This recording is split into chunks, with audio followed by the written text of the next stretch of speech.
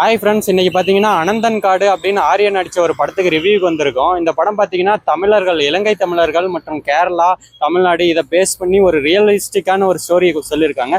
வாங்க மக்கள்கிட்ட கேட்போம் படம் எப்படி இருக்குன்னு. மலையாளம் இண்டஸ்ட்ரி வந்து நம்ம தமிழாளர்களை வந்து ரொம்ப பெருமையாக பேசுகிற படம் இந்த படம் கண்டிப்பாக இருக்கும். அனந்தன் காடு வந்து நம்ம ஆர்யாவுக்கு வந்து பெஸ்ட்டு கம்பேக்னா இந்த படம் கண்டிப்பாக இருக்கும். ஏன்னா போன தடவை அவர் ஒரு படம் நடித்தார், அந்த படம் வெளியே வரல. ஏன்னா அந்தளவுக்கு வெளியே வரலைன்னா படம் அந்தளவுக்கு தெரில, அவர் ஆர்யாவோட படமானு தெரியாமல் இருக்கும்.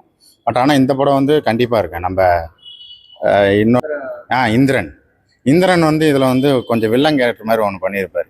நம்ம தமிழ்நாட்டில் வந்து ஒரு கேங்ஸ்டர் மாதிரி ஒன்று பண்ணியிருப்பார். அந்த கொல்லக்கூட்ட தலைவன் மாதிரி அவங்கள வச்சு தான் வந்து சிஎம் வந்து ஒரு சம்பவம் பண்ணிட்டு இருப்பார் ஊருக்குள்ளே.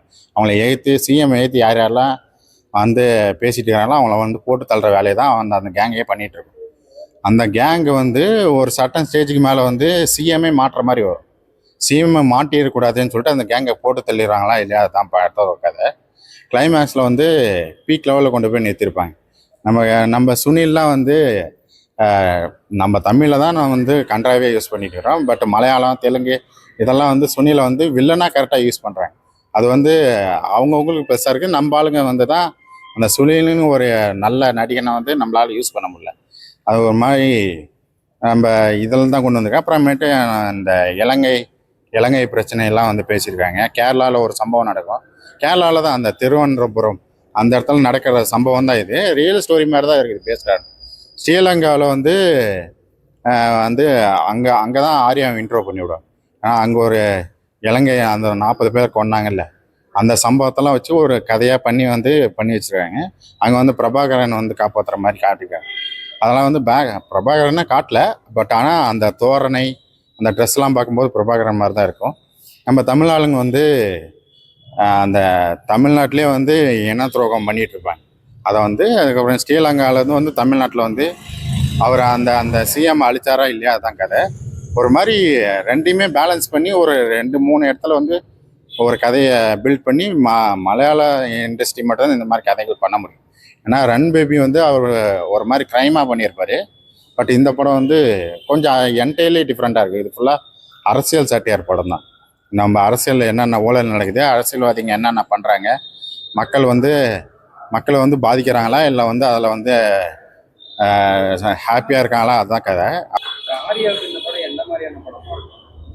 ஃபர்ஸ்ட் ஹாஃபில் வந்து நம்ம அசுரனில் வர மாதிரி தான் அவர் அமைதியாக தான் இருப்பார். எந்த பிரச்சனை இருந்தாலும் அமைதியாக தான் இருப்பார். ஆனால் இன்ட்ரோவலுக்கு முன்னாடி வந்து இன்ட்ரோவில் வந்து மஸ்ட் வாட்ச் இன் தேட்டர். அதை நீங்கள் தேட்டரில் பார்த்தீங்கன்னா அது ஒரு கூஸ்பம் சீனாக இருக்கும். அந்த சீன்ஸை பார்த்தீங்கன்னா அங்கே ஆர்யாவுக்கு ஒரு எலிவேஷன் வச்சுருப்பாங்க. அது வரையும் அமைதியாக இருந்த ஒரு ஆர்யா ஒருத்தனை அமைதியாக வச்சுருக்காங்கன்னா ஏதோ ஒரு சம்பவம் பண்ண போகிறாங்கன்னு தான் நாம் வந்து புரிஞ்சுக்கணும்.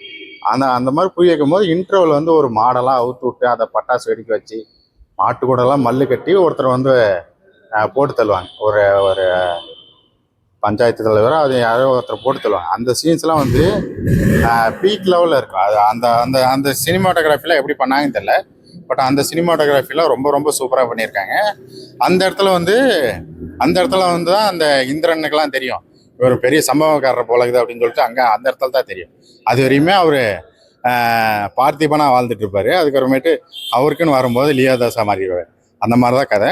நல்லாவே பண்ணியிருக்காங்க. மியூசிக்லாம் இந்த படத்துக்கு வந்து ப்ளஸ்ஸாக இருக்குது. எல்லோரும் உட்காந்து பார்க்கலாம். சில அந்த ரத்தம் தெரிக்கும் காட்சிகள்லாம் இருக்கும். அது வந்து குழந்தைங்கள் தவிர்த்துட்டு ஒரு 18+ படம் பார்த்தாங்கன்னா கண்டிப்பாக நல்லாயிருக்கும்.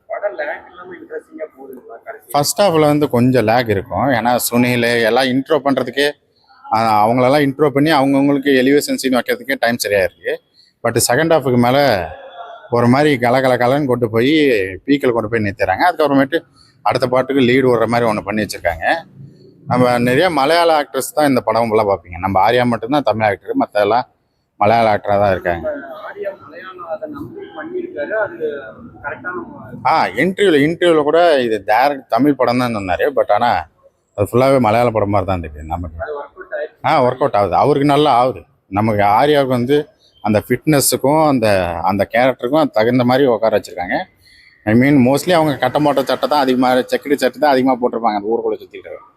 அது மாதிரியே செக்குடு டேஸ்லாம் உள்ளே போட்டு அந்த கேரக்டரில் உட்கார வைக்கிறது கொஞ்சம் கஷ்டம் தான். ஆனால் அந்த கேரக்டரில் சூப்பராக உட்கார வச்சுக்கிறாங்க. இதில் ஒரு அக்கா கேரக்டர் ஒன்று பண்ணியிருப்பாங்க. அதுக்கப்புறமேட்டு 2 தம்பிங்க கேரக்டர் ஒன்று பண்ணியிருப்பாங்க. அதெல்லாம் வந்து அவங்க கொடுத்த கேரக்டர் எல்லாமே நல்லா பண்ணுறாங்க. நம்ம தமிழ் ஆளுங்களும் பண்ணுறாங்க தான், பட் ஆனால் மலையாள அளவுக்கு இல்லை. அது ஒன்று தான் நமக்கு வருத்தமாக இருக்குது. ஓவராலாக பார்க்கும்போது இந்த படம் வந்து மஸ்ட் வாட்ச் இன் தேட்டர். 10க்கு 9.5.